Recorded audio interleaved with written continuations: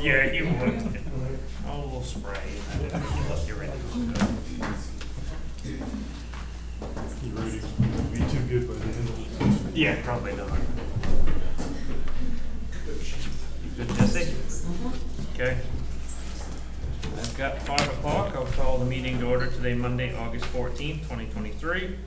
Roll call, we have Selectman Howdy Goodwin, Eric Eaton, Mackenzie Jewett, Kevin Buck, myself, Jamie Thurlow, and Town Manager Jesse Dunbar. Adoption of agenda. Is there anything anybody would like to change? All right, we have first thing under regular business is the Town Wharf FEMA discussion. We have, I don't know, who would like to start first? That'd be me. Good evening, my name's Heather Dumais. I'm your State Hazard Mitigation Officer. I work for Maine Emergency Management Agency. Thank you for coming today. We've had quite a lot of progress on the fiscal year 21 BRIC, Direct Technical Assistance Grant that you won. My counterpart will get into more details later, but you were one out of 20 in the nation that was awarded this. So it was a great step forward for the state of Maine, so congratulations, it really excites us. We have FEMA here, who will introduce herself later, and then FEMA contractors who did a lot of work. Since you were awarded the grant, we compiled a big team of state agencies, local sources, federal agencies, including NOAA, and we tried to get all the data we could about your area. I definitely want to say that this is just education and data.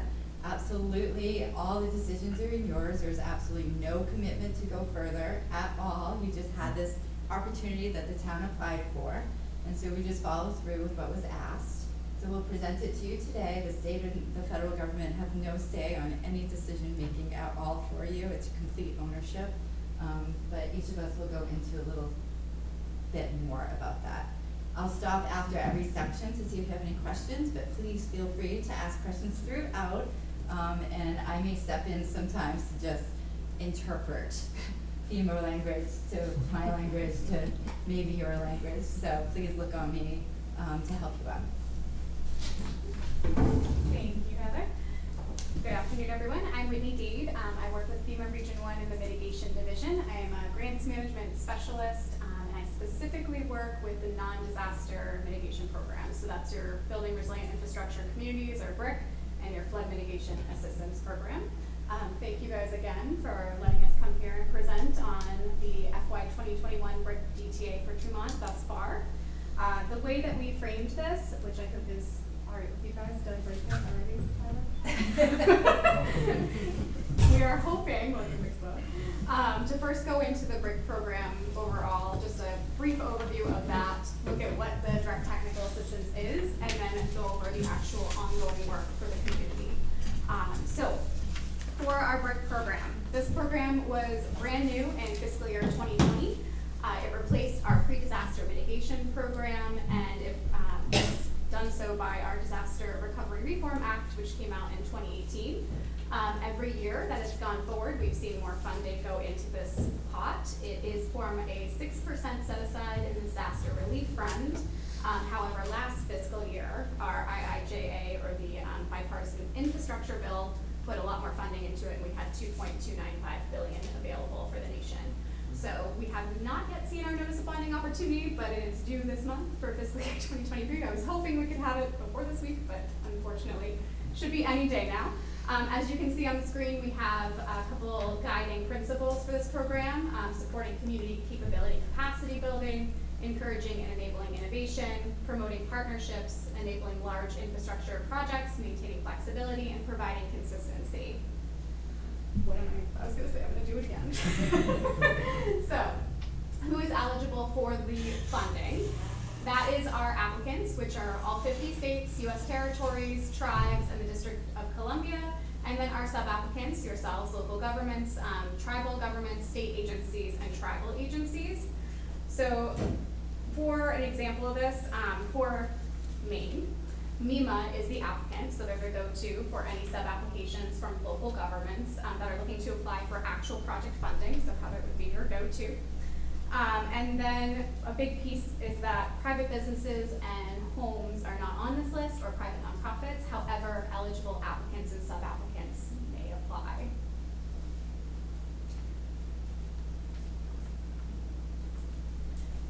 Sampling of requirements. This is from fiscal year 2022's notice of funding opportunity, so it is subject to change a little bit. Historically, we have not seen any large deviations from this, but applicants and sub-applicants must have a FEMA-approved hazard mitigation plan to be eligible for funding. They must show that a mitigation project they are looking to apply for is cost-effective, and this is most commonly done by doing a FEMA VCA toolkit. It's a free plugin for your Excel where you're plugging in data, and you need to prove that it is cost-effective by getting a benefit-cost ratio of 1.0 or higher. I'm not going to get too in the weeds on this, as Tyler and Brian are going to get a little more in depth on that subject. Applicants and sub-applicants must comply with environmental and historic regulations and laws, so you need to provide information in your sub-application if you are looking to go this route. And then, of course, again, the notice of funding opportunity that comes out of grants.gov is your go-to for all requirements, as well as our HMA policy guide. For the BRIC-funded projects, there is traditionally a 75% federal share and 25% non-federal share, so cost share requirement. BRIC or FEMA will pay up to 90% for economically disadvantaged rural communities, which are synonymous with impoverished communities, community of 3,000 or fewer individuals, with residents having a per capita annual income not exceeding 80% of the national per capita income. Management costs are allowable under these programs. That's your grant administration activities. There are thresholds. Right now, currently, it's 5% of your total project cost, but those are reimbursed at 100% federal share.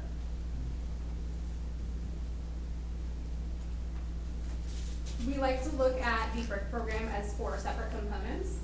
The first 3, again, are the funding, the actual project funding that folks will apply for.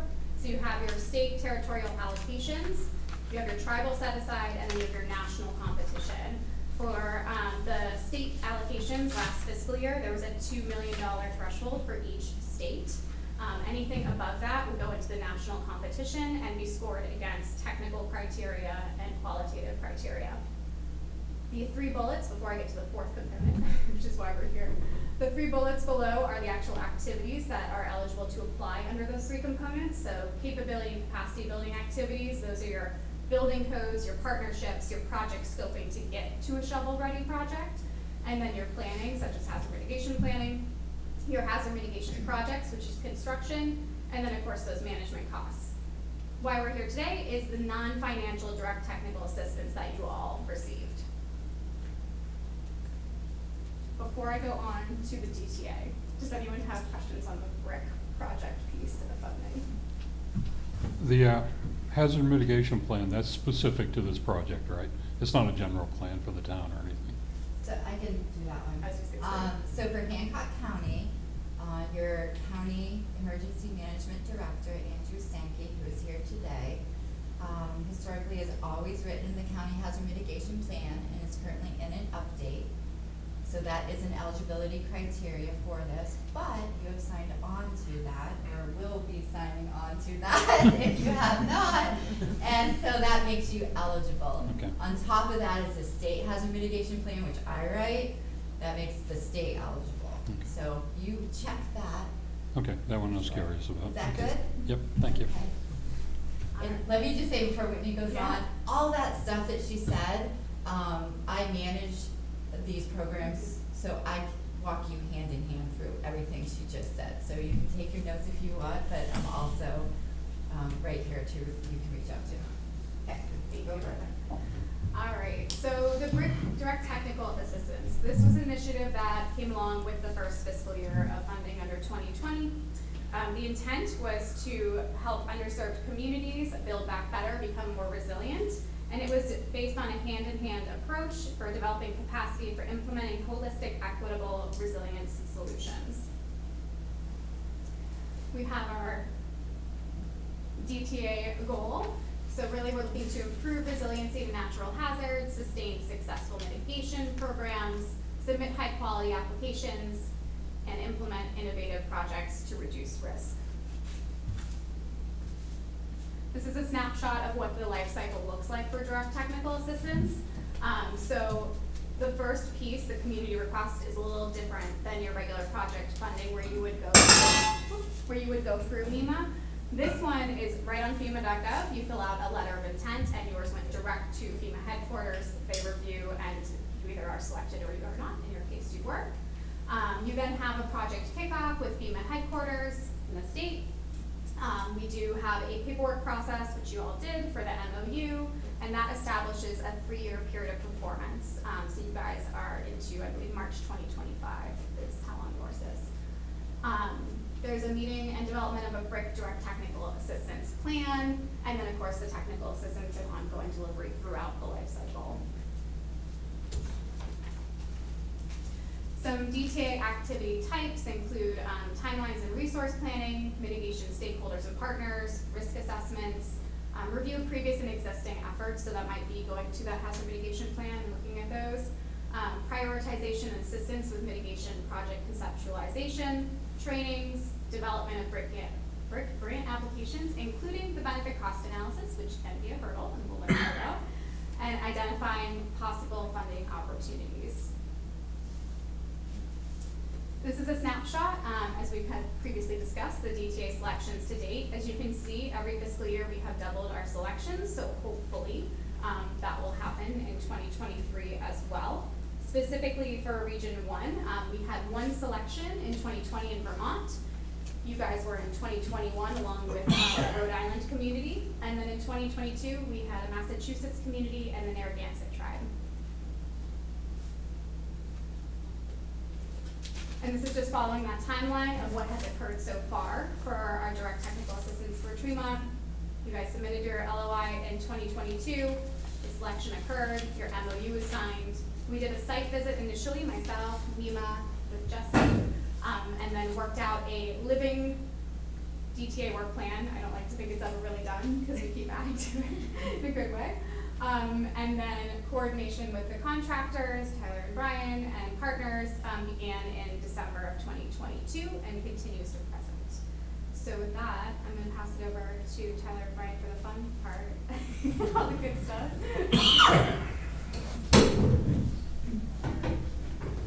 Hi everyone, I'm Tyler Enriquez. Whitney said, I'm a BRIC DTA contractor. Brian Caulfield, one of my colleagues. And so we met with Jesse and Pima in December, and that's where we discussed like the town's goals. We talked about like one of the wharf, trying to see what we can do with that.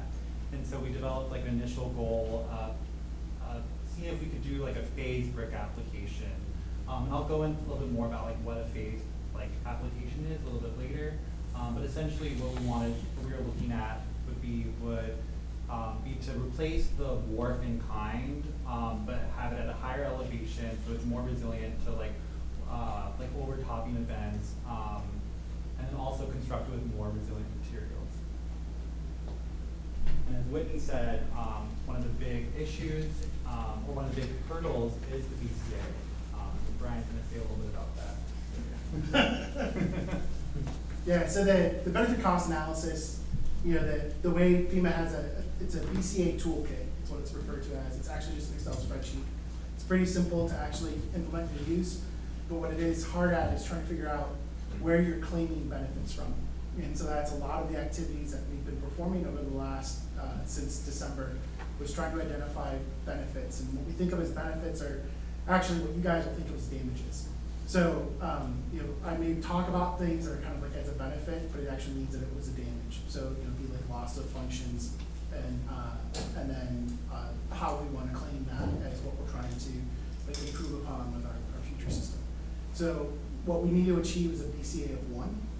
So that's that the costs are equal to the benefits, and so you know that's kind of a lot of the approach that we're going to talk about going forward is where we get those benefits from.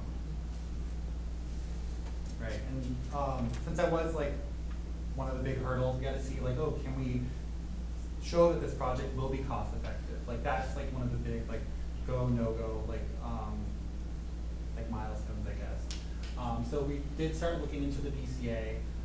We did discover that there is a path forward, and so we're like, okay, we can move on with that. And so then we started to look at the cost estimate, like how much would it cost to do this project. So we came up with a very, very preliminary cost estimate And so that would be about $3.8 million to replace the wharf in kind. And so we use that for the BCA, but then also to help develop what that local match is. That's what Whitney was talking about. There's that 75% that like FEMA would fund, then the 25% that would need to be covered in the local match. So with that, we did present that to the town, to Jesse and the state and FEMA, and we started to talk about the idea of doing like a scoping application instead of a phased application. So a scoping application would have a reduced cost. So about like 10% of the 3.8 million would be 380,000. So the local share would be about 95,000. And then with a scoping, like application, what you would do is actually would be doing like the design part of the project. So here is some information about what's the difference between a brick phase and a brick scoping application. And so, like I said, scoping can be to develop like the design of the project. It can help like give you all the like the data and the studies and the designs that you need, so you have like a shovel-ready project at the end of it that you could submit to FEMA. But then there's also brick also has a phased application, and so with that you have like that scoping section, that would be one section, and then at the end of that you'd be ready to go into the construction project. But you would submit for the phased project in the very beginning instead of doing like two separate sections, like with the brick scoping, and then if you decide to go further, you can go further with that. And so if we were to go forward with the brick scoping application, this is just a timeline of what that would look like if we wanted to apply for FY23. In September, the brick application period would open, and then at the end of December, or at the beginning of December, that's when we would submit the application to Heather and to the state. And then January is when the FEMA brick application officially closes, and then we estimate like in July of next year, that's when the selections would be announced, and then be ready to start doing design work in September of 2024.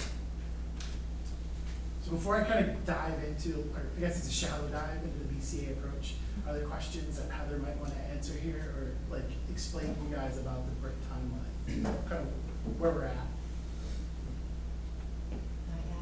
Not yet. Not yet. So just to put it out there, yes, this is a reimbursable grant, so you pay up front, and you submit a formal request to me. About 30 days later, you get your check in the mail as direct deposit, okay? So you have the luxury of going through your timeline. If you happen to have the money, you can just keep going on your project. If you have to wait till that check comes in to start again, you can do that. Say you have a pot of money set aside and an emergency happens in the town, you're like, hey, I need this money for this project instead. We have that luxury because you have 36 months to do the whole project scoping or project, whatever you guys decide to go for, and we can get extensions on top of that. That 25% that you guys have to come up with, it can be monetary, but it can be in kind as well. So like this meeting, you count that towards your in kind. You use your own staff, your own public works staff, we count their wages, we count that equipment, we count that gas for your in-kind. So we can get really creative. The space, we can count the rents of the space for your in-kind. So it's not all monetary. If you went project scoping, yes, it's a lower dollar amount, 95,000 I think he said for just projection. Again, you guys can do whatever you want. That's just the number they came up with. Some monetary, some cash, some donation, some in-kind. So we can talk about that later. Okay. All of you. When you were talking about rebuilding the wharf, you kept referring in kind. I'm assuming that means it's still used as a wharf. That's what you mean by that. Correct, yeah. And you said more resilient materials, which means it doesn't have to be built out of pressure-treated wood that it is currently now, correct? Well, it's, right now we're still looking at pressure treated wood. That's Okay, our that initial design 3.8 cost. million Yeah. cost? Wow. Yeah, because it's basically what we have looked at is it's in kind meaning same footprint. Yeah, okay, But what we look at is essentially raising the elevation. okay. So that's the kind of the one change going forward. So caveat to that, Brian, I'm sorry. So their suggestions are using pressure treated wood. Yeah. Okay. However, you guys can do Yeah. whatever the heck you want on that project scoping. Okay. Whoever you hire as your engineer, we just write it however you wanna write it. If you wanna look for alternative materials, then we write that in the application.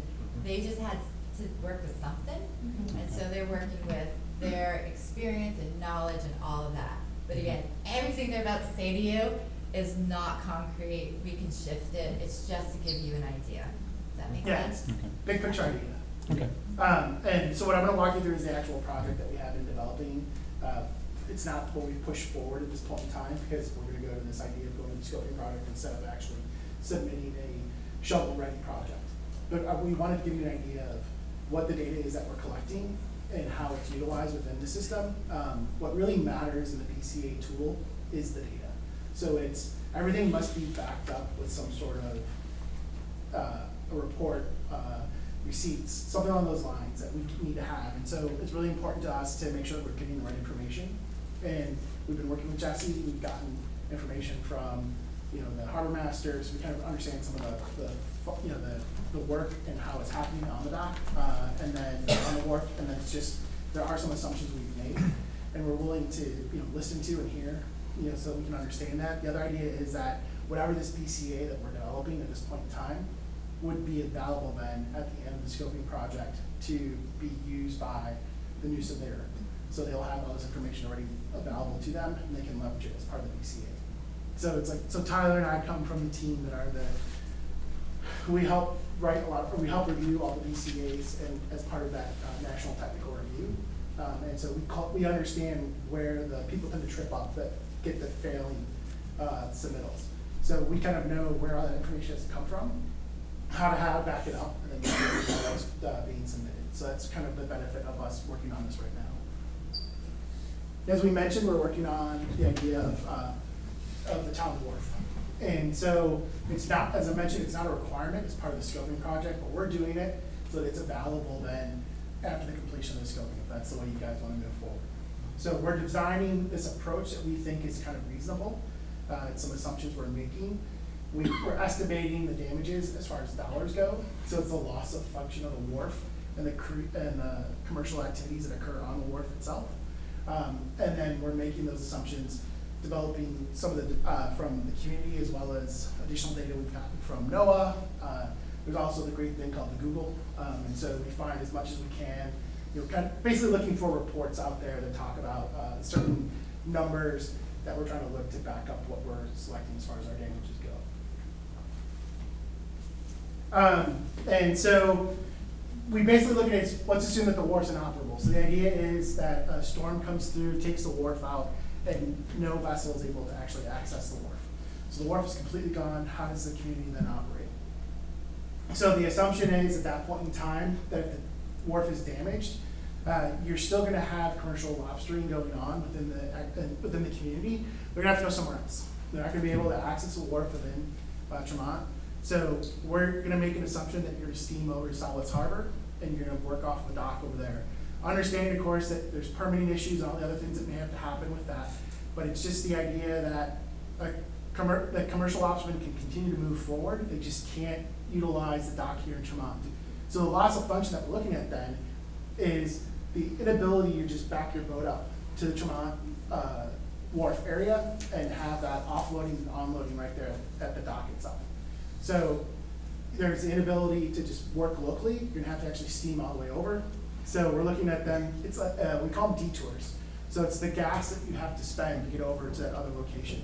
We're looking at it also from the standpoint of the trucks. So it's not just the lobster boats themselves, but the trucks are gonna have to not be working in and out of Tremont, and have to be going over somewhere else to do their daily business as well. So we're looking at all that as we kind of go forward. So it's this additional fuel time and costs. We've also talked about additional losses of revenue at the wharf itself. There's also the cost of having to replace like the electrical, the hoist systems, so the hydraulics that are out there. So there's a lot of additional kind of costs that are part of this replacement that would have to happen. As I mentioned, we looked at a detour, so we're considering two, and the longer the better. So that's why we looked at both. The short one is you go across the bar, the other one is you go out and around Gott Island. So we're going with the out and around Gott Island at this point in time, just because it's a longer steaming time, therefore it's more time that you're losing to your work. But if someone says, no, you can go to the bar no matter what, you know, we're willing to make that change. But we were going with the more conservative estimate of going out and around, just because, you know, the larger, as I mentioned, the bigger the detour, the better it is for us. Normally we do them on roads and you just do Google and detour, and it tells you what it is. Here, we just looked at nav charts, and we were like, okay, do you want to cross over the bar if it's bad weather or not? And we decided, no, I'd rather have it go out and around, so we went with that mileage instead. You know, we guessed the number of boats that are actually working out of the fishing fleet right now, the lobstering fleet, and said, okay, there's about 50 there. We looked at a speed, we then looked at a fuel consumption. This is again where it starts to get, this is where the data matters. So we're finding, you know, paper articles that are written by, you know, PhDs that talk about here's a fuel consumption. A lot of it tends to come from NOAA, and you're looking at what's the fuel consumption of a lobster boat. And so we were looking at that, looked at what the fuel price is, and then just looked at how often you're probably going around. So, you know, some of the thoughts we have and we'd love to hear is, you know, how many days a year does lobstering occur? Is it 365? Is it less? Is it more? Other costs we didn't think of. You know, I couldn't think of others related to whether it's tackle or, you know, it's all the, you're still fish, I assume you're still going out to the same grounds, even if you're coming out of here, so you're still gonna go to kind of your traditional area and drop your pots there. So it's not like there's gonna be a change in that, it's just really this changing of how you operate on a daily basis of where you're going to get your gear and offload. So as we mentioned, we're gonna do these kind of other, you know, opportunities that happen and whatever impacts are there. So we do know that there are some day rates that people have to pay, and that's stuff that we've coordinated with the harbor master and Jesse on. So we've got some ideas there, but didn't know if there's other ways to monetize the loss of the wharf at this point in time. But as of right now, we think it's all based on just really, it's the continuity of the community if the wharf should fail, and therefore the loss of function of the wharf itself.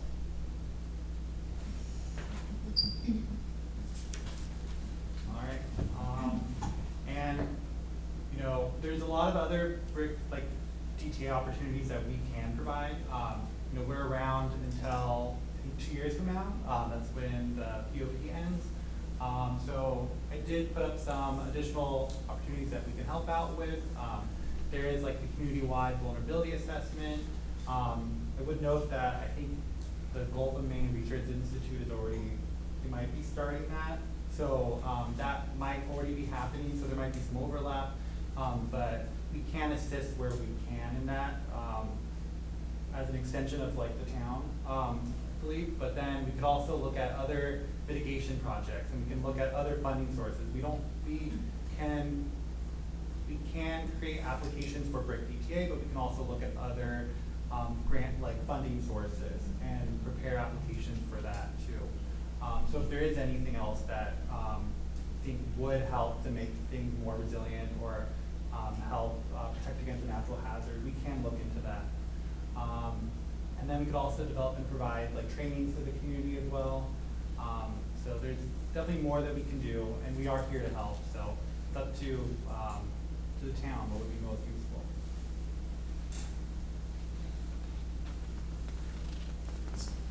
Dripping from my fire hose, I know. Okay. Let's take a pause. Because that was awesome and there was a lot. So first on that BCA part, as Brian and Tyler stated, they made a lot of assumptions, right? And so not everybody's heads were in the game for this. How did it sound to you? What was left out? I know some of you are in this career path. So is there anything that you would suggest or recommend for not only lobstering or other seaworthy, whatever happens at that wharf, and ideas on a construction, on different avenues to construct that wharf too on a separate conversation? Go. I think were you going off the number of lobster boats in the harbor or just the permits off the dock? Because I think if you're trying to broaden that a little bit more, there is, 100 plus fishermen out of Bass Harbor. Okay. And yeah, one argument you could use for the longer route is that gets very shallow on Bass Harbor Bar. So in rough weather, you could use that Could to, be quite unpleasant, that's a good yeah. reason to Yeah. why you would have to go out around. Yeah, I've never seen a submittal yet on using Yeah. like loss of function Mhm. from boats. So this will be the first one we get to write. And so I also won't be the one that's allowed to review it. Yep. So I'm trying to make sure that like however I put the information in there, it's like that we're, like any reviewer that sees this is gonna Yep. say that I don't understand why. Yep, Because like I said, most time you can just Google and be like, oh, it's like Yeah. this is the road to go around, but it's like this is different. yes. Yes, sir. Jamie, I'm gonna recommend that you also consider, the role that Bass Harbor plays in the landings of both French Arrow and Swan's Island. Yes. Fishing Yep. communities as well. It's very true. Which really Yep, and also I was thinking of. expands the numbers significantly. Yeah. All of the other marine-dependent businesses that use the wharf, all of the, boatyards and mechanics and fuel trucks and you name it, all those businesses, that's also a huge impact it would be to them as well. So Mhm. there's a lot of, you could pull all the commercial permits, Jesse could from the dock, and that's substantial as well. And, construction, just my last thing on that, just to me, if it was ever gonna be rebuilt and spend that amount of money, we've always talked about going solid, stone pier, granite, whatever have you, so that then there would be no maintenance, or very, your maintenance would be a lot less. It would also be storm-proof in my eyes, or more so storm-proof. And I know it's very expensive, but that's also very expensive. Yeah. Yeah, so, yeah. Okay, oh, I sorry, think, Wayne. I think the only other thing that, on the solidness, the only Yep. other, like, on the technical side, Mhm. I'm with you, Mhm. there's also that HP side, and they, like, the perimeters rule the day at the end of the day. It's like any good engineering design, the perimeters go no. Yeah. But Yeah. I'm not certain yet, like, I don't know how they're gonna say Yeah. the Dickens of Bottomland or Yeah. whatever, but we'll see. Yep, I'm not a bugs and bunny guy, yeah. I am an engineer, so, yeah. I was And gonna add that, lobster boats aren't known for speed. Yes, I So know. if you're going to Southwest Harbor, you're adding a lot of time to a person's day. So either they stop fishing early, so they lose on that end of income, or they increase their day, making their time Yeah. still valuable on that end. Yeah, because that was the other thing I was thinking of, it's the time value of money, time value of money, right? So it's, if you're currently lobstering 12 hours a day, but if it's now additional steam time, like how does that change your catch? And it might also slow down if there's no light. You're into the fall and it gets Mhm. darker earlier. Might slow you down. Yeah, You put another 100 boats in Southwest Harbor, it's gonna be overwhelmed, it's gonna be more noise there. yeah, They I don't have the think you're gonna get facilities another and 100 so forth. boats. I Yeah. don't think our town dock is so much better set up, so much, They it's couldn't twice, handle it. 3 times the size, they couldn't handle any extra flow over there really, so. yeah, and it was just, we were trying to think of. Oh, yeah, no, I Where know is the where place, you're- like, yeah. where's the closest place to go? Yeah. If you were being resourceful and you couldn't offload anywhere else within Bass Harbor, where Yeah, to go? no, I know. And the idea would be, this is probably the closest place you could go. And if you have other ideas, we'll listen to those as well, like if it makes more sense commercially to go over here. Like I said, we understand that there's probably also then the permitting issues of whether, well, maybe they're nice and they say, well, because you guys don't have a dock, you paid over here, you can come over here and work. Yeah. But like, that's a number we're not gonna try to play with right now at this point in time, but we're just gonna say, let's assume that grid will go over there and offload what happens. And like, Eric, how would that affect you and your business, you own the marine Yeah, contracting business? Yeah. Barge? A barge. I'd have to row from shore. Yeah. No, but you couldn't you Yeah, I couldn't mean- load stuff, and so it's not just lobstermen that Mhm. use that wharf, there's a lot of other uses. So the only thing that I hate to look at the other side of this, but it is a bit of a stretch that all the docks would be taken out in Bass Harbor. You know what I mean? Well, so the idea is the wharf is gone. So Right. all you're still able to moor your vessel. I would assume that probably the 2 floating docks that are next to the boat launch ramp, those are gonna stay. So like, you still have the ability to dock your dinghy, but like the ability to load and offload and use the wharf as an industrial commercial property, like let's assume that's over. And I know there's a couple of like finger piers off the end as well, but it's just, that stuff's gone, and Yeah. what happens? Yeah, no, I get it. There's Yeah. just think about too. There are some other wharfs that biolopses and stuff around in Bass Harbor. Oh, yeah. I'm not trying to go against the whole idea, but The I town think you should wharf's- have a big picture too. Yeah, Yeah. The town wharf's gone, and Riches would be gone way before that. Yeah, Oh so yeah, it's something- absolutely. Yeah. A good gust of wind would probably blow that Yeah. over. So with that said as well, I believe you said at the beginning, when does the wharf go inoperable? You know, it's not 365 days a year, obviously. Is it once a year? Is it twice a year? What's the historical history on that? When it does go down, when the power goes out, how long does it take to get the hoist back up running again to continue? Mhm. So those are all things that we'd love feedback on. Doesn't have to be today, you can contact me later, but these are the things we're thinking about to try to posture you. So with that said, before we go into what Tyler spoke about, the options here, if you want to continue, the brick grant is annual, so you don't have to make a decision this year. You can make a decision next year to apply. If you want to apply for project scoping, just project scoping app, so you hire a contractor, you write it, they look at your work, they look at the design you want to do, all of that. They run a BCA benefit cost for you, we write it all in, you can do that. September 30th to December 1, you get it to me by December 1, then we go forth. Or you can do a phased approach. You do project scoping and shovel ready. So year 1, you do project scoping. Year 2, you're also applying for shovel ready, and we can do that route. That's gonna be your higher ticket, right? That's gonna be your 3 million or more. I think one of you said that it's gonna cost a lot more, depending if you wanna go solid or if you wanna go pressurized wood. So those are things you can think about as well. Probably in the brick world, there's a state allocation. We don't know what it is yet, but project scoping app will probably go into state allocation, easy award. If you do phased approach, we have to go to national competition. So it's gonna take a little longer to write that application. For Jesse to write the application, or somebody to write the application. So just so you know, for your situational awareness. Any questions on that or statements? I think another thing though is just, Brian said it a couple of times, just to reiterate, no matter what, you guys will be getting all this data and the preliminary BCA and whatever else comes up as direct technical assistance for you to work with, whether it's for FEMA funding or another funding source that will absolutely be yours at the end of this period of performance for the non-financial BTA. So. Any questions or statements? Okay. What do you think the elevation change should be? Do you know yet, or is it too early? no, it's too early.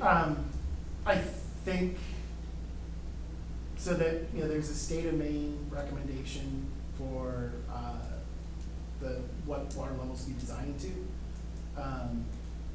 I forget what that number is off the top of my head, what they recommend adding to the 1% chance still water. The 1% chance still water in Bass Harbor is 11 feet, I think, it's 11 something. So, I think it's about 2 foot that get added to that. So that would put kind of this bottom of the water surface to 3 feet. And then I think there'd be some sort of freeboard deal on top of that, of course. Yeah, so like 16.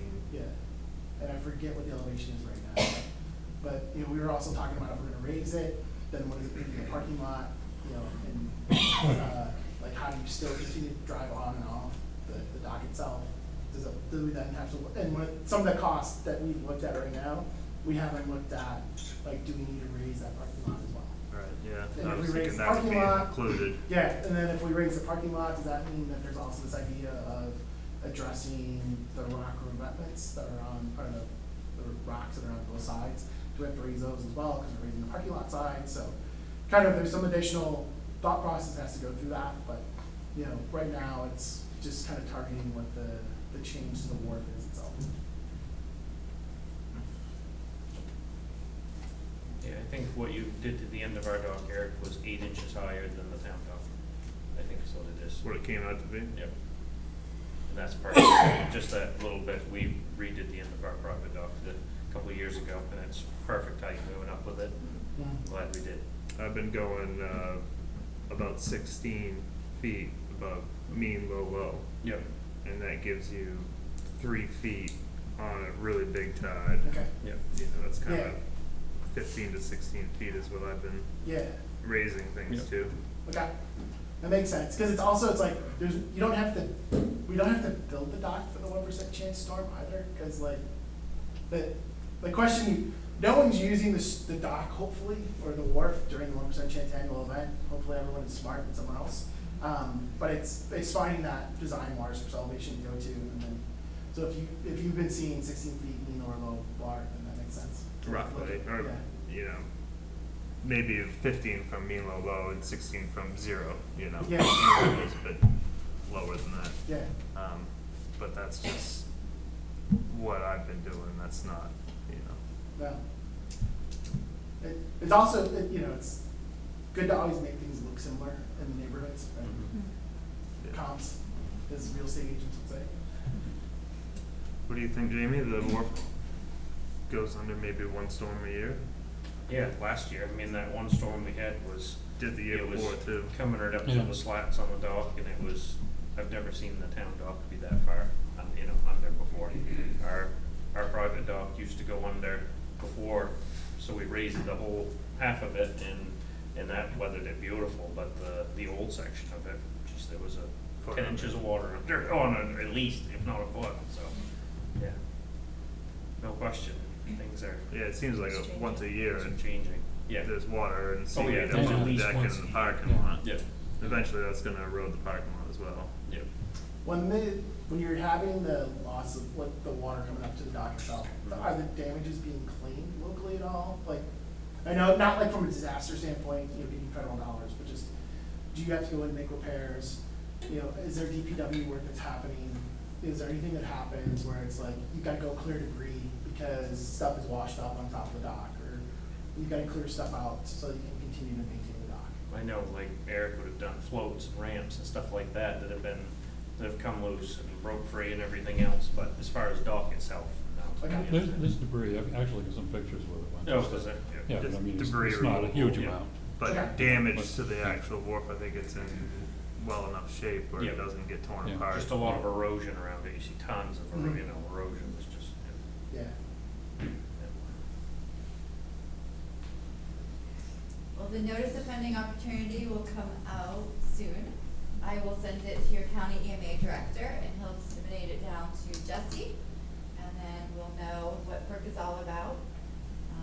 But what Tyler had mentioned, you have the contractors under this grant until 2025, and they can do other things for you, including get an application ready for a grant outside of FEMA, which is really cool. And we happen to have, at the state level, like 12 pages of other grants that you're eligible for, that you don't have to jump through as many hoops.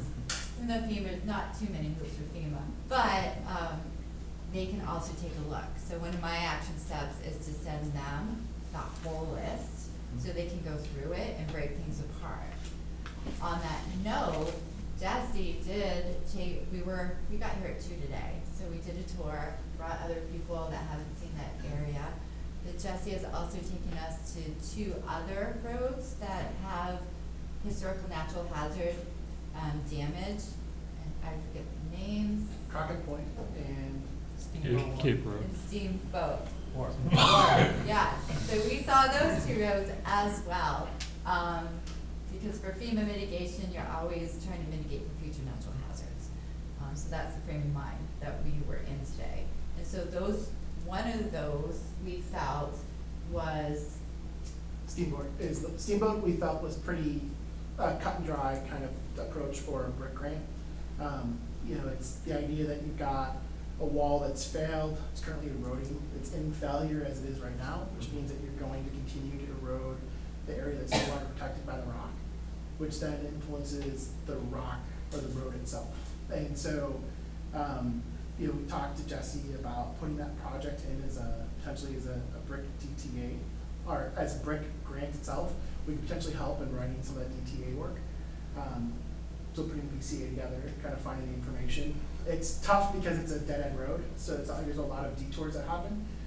But there's still the need to repair the road, to repair the wall as a cost to it. So it's like as the wall fails, there's like a dollar value to that wall. So you lose that, you have to pay for, and then the road itself as well. So it's any failure of the road, backfill, putting the road in, and then the questions of whether or not there's electrical, potable, sewer underneath any utilities, you can claim those as potential losses as well. Again, small usage areas, because you only got additional 5 properties past that point, but it's still, you know, it's something that we have the ability to look at.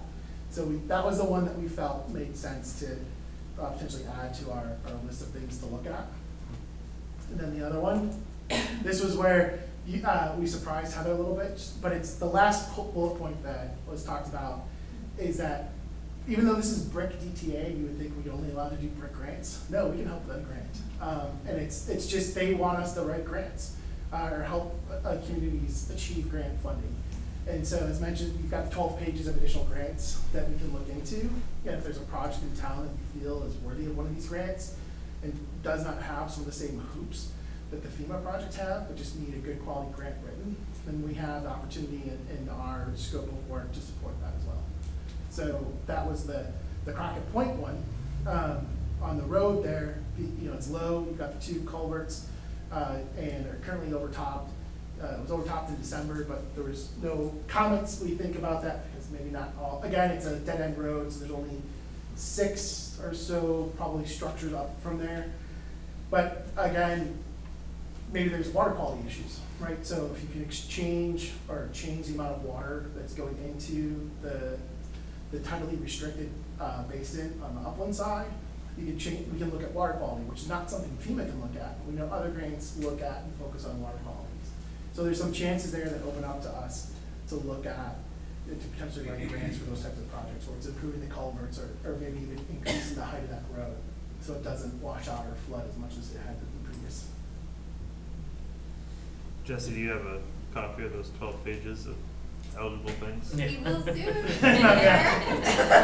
It'd be great to look them over and just see if anything comes up that we Yeah. can think of in We'll town. definitely, You know? I'll send it to you because it really is gonna open your brain on it, because, I mean, anything from microgrids to, stormwater, wastewater, EOCs, fire stations, generators, like you name it.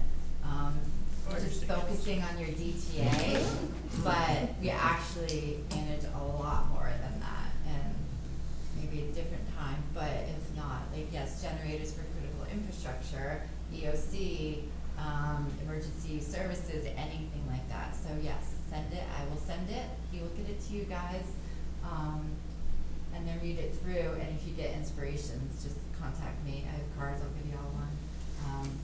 And we can start from there, and you can do as many applications as you want for FEMA. So if you did want to take on those 2 roads that we kind of saw today, you can do that as well. So if you want to do project scoping for your DTA and then project scoping for one of those roads, we can do that. You want to do the design work so you're shovel ready.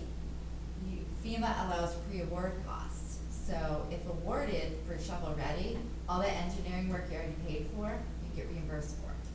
Okay? So there's a lot. Is that part of the, that's not part of the local contribution It though? can That's, be either or. You So can make you a can choice. select, it could be 75-25, or you could use it as a cost share. okay. Did you show him our lovely wharf house, Jesse? Yes, it's Cedars. Okay, well, I just wanted to check if we're speaking about grants and everything else. That was, we brought that Within up. our- yeah, okay. We brought that up, as like opportunities to look at that as Yeah, well. yeah. As the coastal engineer, I struggled once he mentioned putting in garages on the first floor. Yeah. Like, that kind of goes against all of my being, but, Boat storage, it's not Yeah. a but garage. I know, it's boat yeah, storage. it's like for the National Flood Insurance Program, right, it's, you can use the lower levels for parking, storage, and building access, right? But it's just, like, thinking of what, like, loads happen there. Yeah. Admittedly, it's also not a lossy zone, so it's like, but I'm still, like, as the coastal engineer, it's like, ugh. I agree, though, not having the, you know, the building on the dock or on the wharf itself move makes sense, but, We raise the parking lot though, it'll be good, right? No, because you're still sitting on piles there. I guess I'd have to figure out how we design what that project looks like at the end of the day, and figure out. But yeah, I mean, right now it's hanging out there on piles. All right. Anything, any other thing we can help you with? You think we covered it all? Yeah, I think so. I don't And know. we appreciate all the Questions feedback out we heard there? from people. Thank you for all your hard work and your time and coming down. It's yeah, what a project. Yes, well, thank you for applying, for sure, and thank you for letting us speak and educate, and I look forward to hearing from you, which way you wanna go. Sounds good. Thank you, Thank you guys. very much. Thank you, yeah.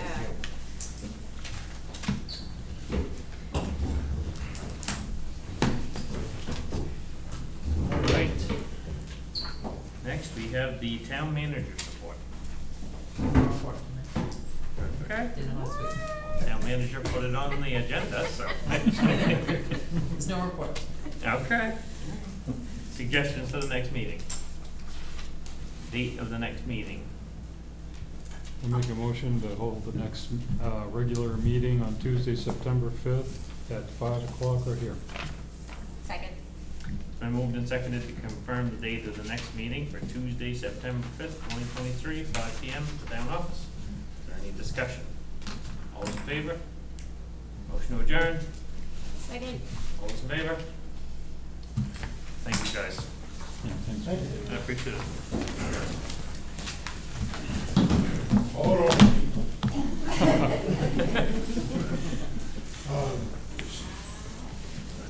An off-agenda item, just because I don't get done this way too often, you're actually